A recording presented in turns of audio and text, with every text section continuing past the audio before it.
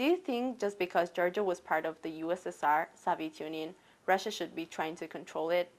Do you think that it has some rights over this country based on their history, or should it not be relevant? I don't think it should be relevant because it'll just bring up more problems and that it'll bring back old grudges. I think that Georgia and Russia separated for a reason, and that Russia shouldn't really have anything to do with Georgia because it'd be kind of like England coming over and taking back the 13 colonies, or the French and come over and take back Louisiana, which is, I think, ridiculous. Actually, based on the history, Georgia existed way before Russia became the independent country. So I don't think that it has any rights over Georgia. Wars have always been the biggest and the worst part of the world history. Usually they are started by governments, but mostly affect the people in the conflict area. Everyone suffers during war. People lose homes, loved ones, or their own lives, or are seriously injured. Same thing happened between Georgia and Russia this past August. If you saw video footage of the war in Georgia, what are some of the things you saw? I saw people dying, people losing their family members, and also just losing their jobs and their homes. In the footage that I saw of the war in Georgia, I saw a lot of people running from the devastation and destruction that was going on there. I saw a lot of buildings collapsing from poor foundation, and a lot of people seemed really scared. Well, actually, the war started the day after I came here. And when I contacted my friends, they told me about it, and I was like, that's not the good topic to joke about.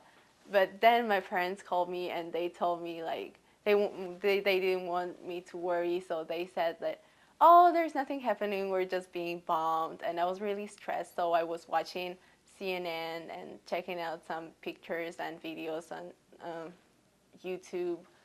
And what I saw was that whole Georgia was attacked by Russia. The tanks went inside and buildings were broken down. It was just devastating. What do you think are some of the effects on people when a war, even a short one, breaks out? I think people would be affected by this because they'll be scared to leave their homes, go to different buildings, major buildings, and they'll just be watching their backs the whole time.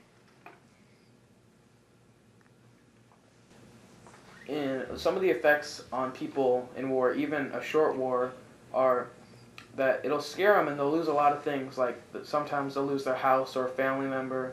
And when you are living in the war zone, it's kind of like going to your house and being afraid. And my house is one of the places where I feel the safest, and I wouldn't like it if I always felt threatened while I was in there. I think that the nations of the fighting countries start hating each other, and also their daily lives are affected. They always feel that they're in danger, and they just cannot relax. They cannot do anything. They're just thinking about the war and the danger. Many of the former Soviet countries, prior to the breakup of the Soviet Union in 1991, were based on socialism and communism as their system of government. What is your idea of what communism and socialism are, based on what you know? I didn't know anything, but now I know that socialism is where they have, they take all the industry and they don't let you practice your religion.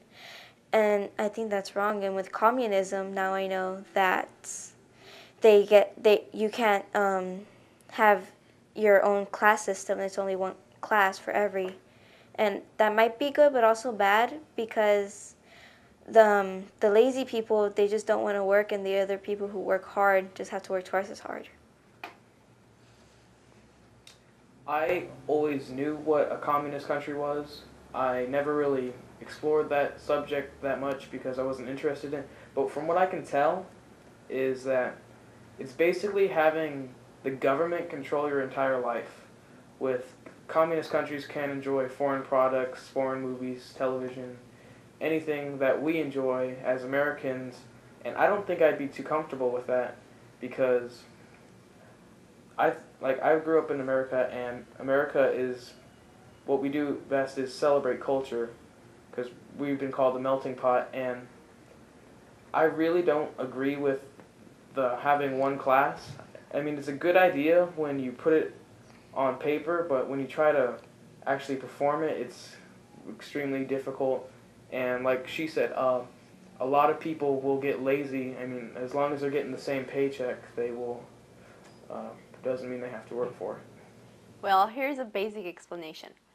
Communism is a system of government and political ideology that promotes the establishment of a classless society based on common ownership of the means of production and property. Karl Marx stated that communism would be the final stage in human society, evolving into a classless, stateless society of pure communism.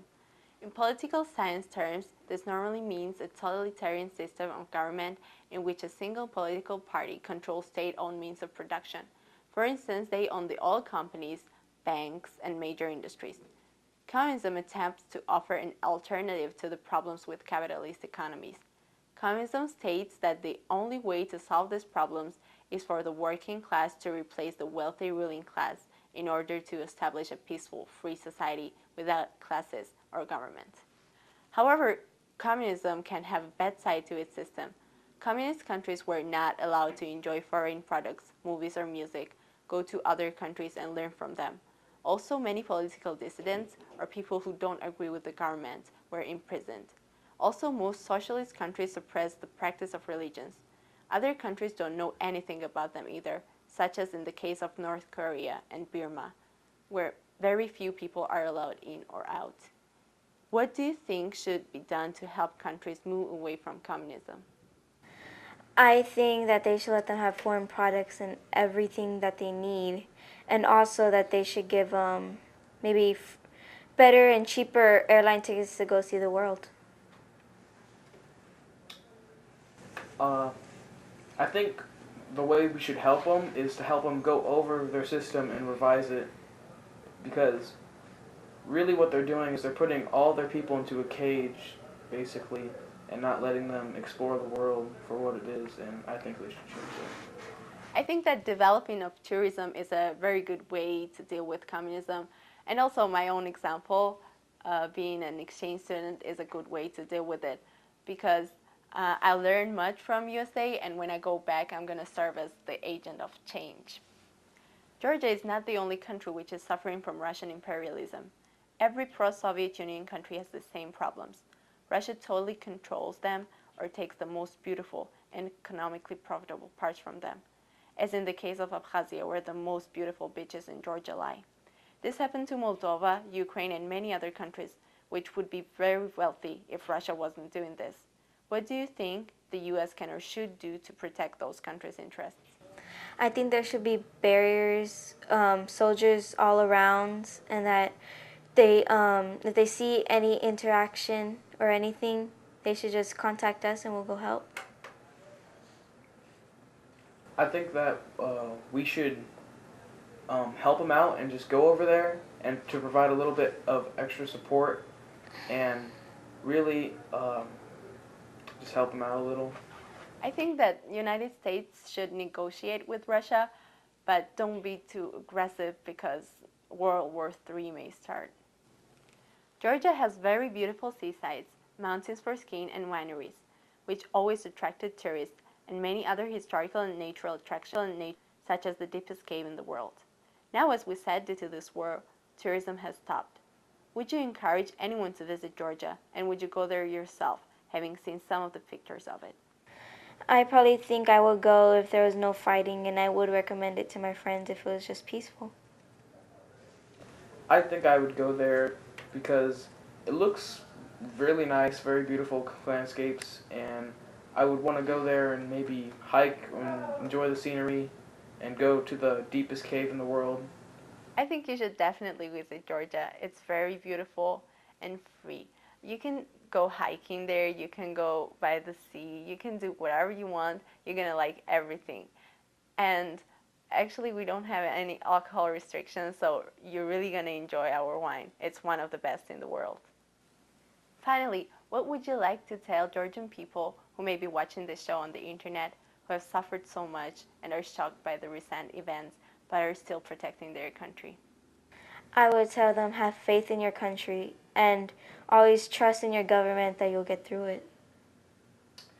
I tell the people that they should believe in their country, and their country is there to help them.